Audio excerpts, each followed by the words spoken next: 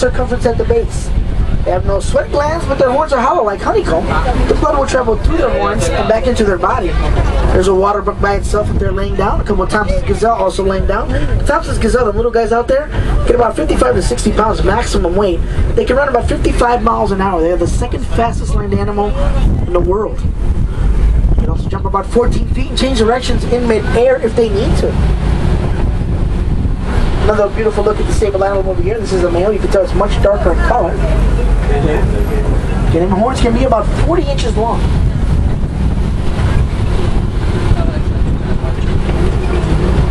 Alright, you guys don't mind if I head over towards elephant country. Is that okay with everybody? Yeah. Let's go see if we can find some elephants for you. Over to the right hand side, they're kind of laying down. There's one standing up, one laying down.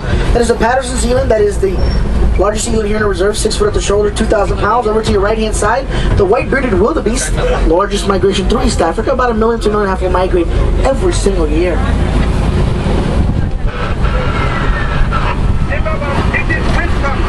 What is your location? Over. Entering elephant country at Monkey Point, sir. Keep your eyes open for me. We picked up a baby elephant that was wandering off on its own. Okay. We can't find the mother. Uh-oh. I'm afraid fortune may be in the reserve. Roger, Wilson, we will keep our eyes and ears open. We'll let you know if we see or anything. Alright folks, both male and female African elephants have these beautiful ivory tusks. Very hard to tell them apart. In this case, not so hard to tell them apart, but there's some African elephant right there. Notice the dirt on their backs. They do sunburn very easily, so they throw whatever they can on their backs to protect themselves. That one looks like it's posing. Look, it's got its foot up in the air like that. Hello. Monkey Point to the left.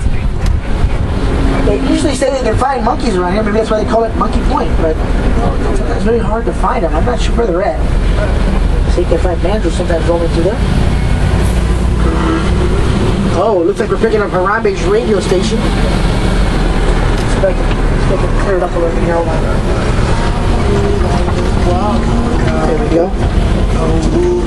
It's actually the Lord's Prayer Swahili being sung. That was my shortcut right through there. I washed away and decided we're going to have to go the long way around. So enjoy the music as I try to get us through these narrow roads up here to get us over a little deeper into elephant country.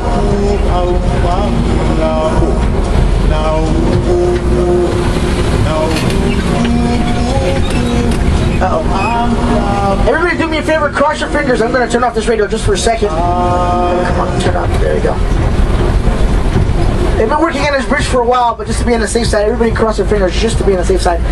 Still a way to get over to the red clay pits. Should be okay though. As we get over to the other side, hopefully we'll find some elephants over where the warden said, oh jeez, hang on. Oh, that wasn't good. Time to get off. That wasn't good at all. Holy smoke, everybody okay? Yeah. Oh, okay, who forgot to cross their fingers? Come on, who was it? A bunch of daredevils on board. I'm not sure about this. Let's get around this corner right here. Here we are at the red clay pits. That's where the warden said he spotted a herd of elephants. I can see why. Look at the tusk marks on that wall. Look at the hoof prints on the ground. Elephants will eat red clay for essential nutrients. Very beneficial to their bodies. Oh, look over to your left. Baby elephants and younger elephants will stay with mom and dad for 12 to 15 years before going off on their own. They copy everything mom and dad do. How to find food, water, shelter, stuff like that. They also get taught how to be very social with the other elephants. Scientists in Harambe studied elephants for many years, and they figured out that elephants actually have a secondary form of communication that is done by vibration. When they stop their paw on the ground, sending the vibration through the earth about a half a mile away, where other elephants that recognize it will come to the call. Kind of a neat way of communicating between themselves without actually us hearing them. A couple more facts about elephants that maybe you didn't know. They do get bit by bugs quite a lot, so they use mud all over their bodies as a bug repellent. And the hot summer months, oh my goodness, look at that baby over there. Look at that little one. Can you believe these beautiful creatures were hunted by poachers for so long that at one point they were almost extinct and gone? They were brought into reserves though to be well protected, and guess what? In the last couple of years their numbers have grown. But the anti-poaching laws had a lot to do with it also because they got very, very strict. But we brought them in to make sure we would be able to take care of them, and by that baby right there, it's pretty evident that we have been doing a pretty good job so far. That's good to know. There he is. I don't know where he's going. Maybe going by the water. Hang on, let me see if we can get down there. Let's go by the water down here.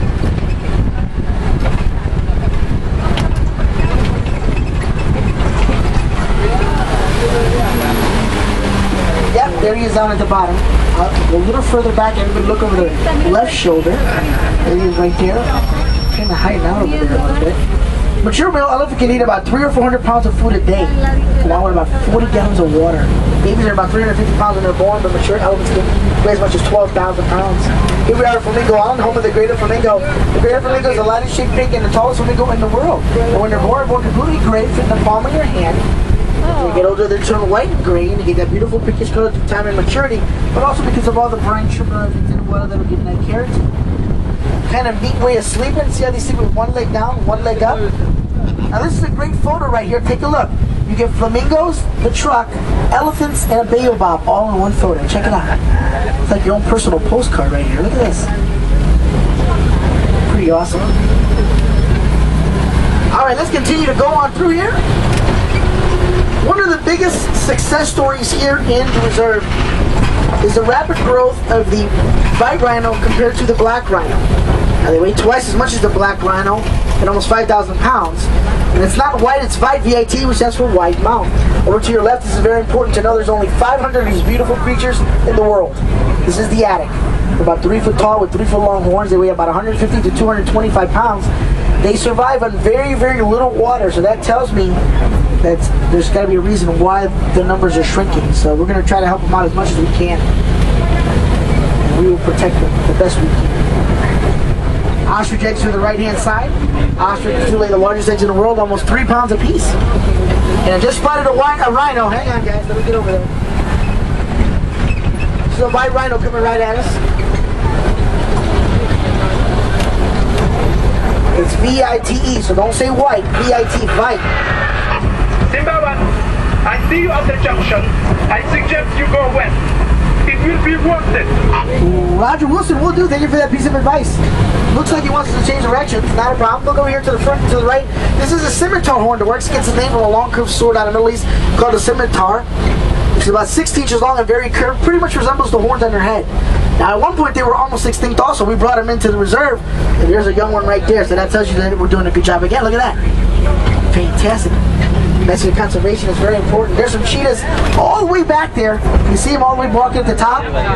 Cheetahs are the fastest land animal at 70 miles an hour. Amazing.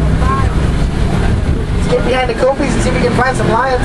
Copes are big rock formations where lions do like to hang out quite a bit. Anybody seen the movie The Lion King? I know I have quite a few times. Simba used to like to hang out at the top of the Copes. Today I am Simba 1 as my call sign. Our lions, again, are usually inactive though between 16 and 20 hours a day, sleeping or relaxing. Now he will hunt about 2 or 3 hours every single night in packs called prides.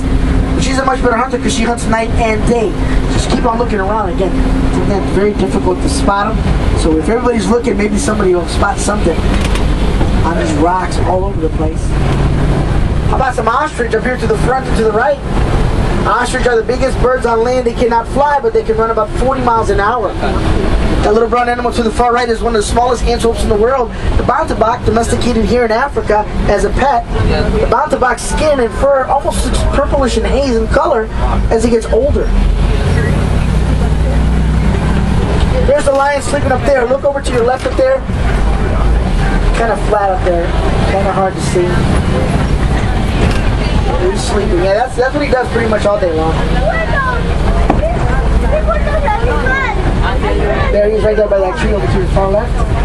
Very hard to see sometimes in the day. Check out these burrows. They're done by a little burrowing mammal, the warthogs. The guys love to dig all day long. They back up into these big old holes and they sleep, leaving their head and tusks out for protection. Try to go in after them, they'll come charging out of there. About 30, 35 miles an hour. They have another set of tusks underneath that are razor sharp. More ostrich eggs over here to your left. We'll have a look at the bontebok over to your right. Again, 3 pounds a piece. That's as heavy as the eggs can get from the ostrich.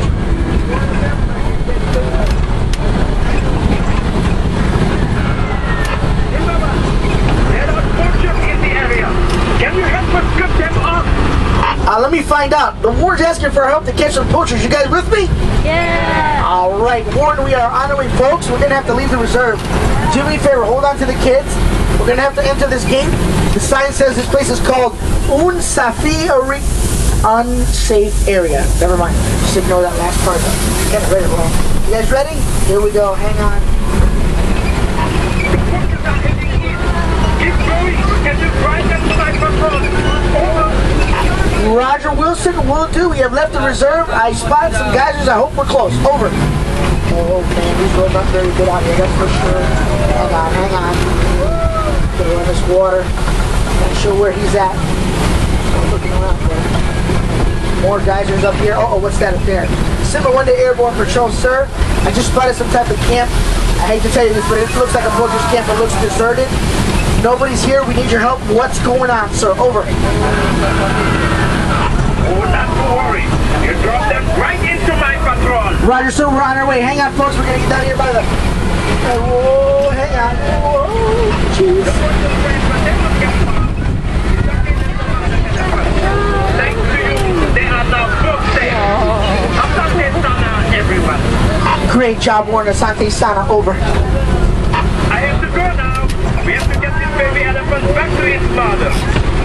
Folks, I do apologize. I had to get off our scheduled trip, but I will drop you off exactly where I picked you up at the Warren's Post. From there, it's a very, very small walk to Pangani Forest Exploration Trail. If you haven't seen silverback gorillas, calamus monkeys, or naked mole rats, great place to go. There also is an underwater hippo viewing area over there. Great place to visit. Don't forget to visit Rafiki and the gang. Take that train right over to Rafiki's Planet Watch Conservation Station. There's an affection section like a petting yard over there also. There's a big message of conservation we're trying to let everyone know, and that is to protect all these beautiful animals. And we would do our part here in Harambe, you do your part back at home. Remember, what you do back at home to protect them animals is for your kids, grandkids, and great-grandkids to enjoy for many years to come, just like you have done in the past. All right? So stay seated. We got a little ways to go still. Not a problem.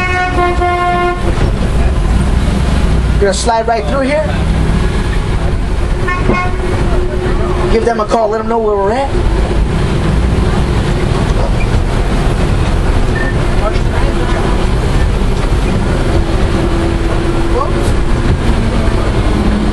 Folks, just remember, we are the #1 safari company in East Africa. Safari does leave every 2 weeks. No two safari adventures are ever the same, but most importantly, no two safari drivers are going to be as charming as I am.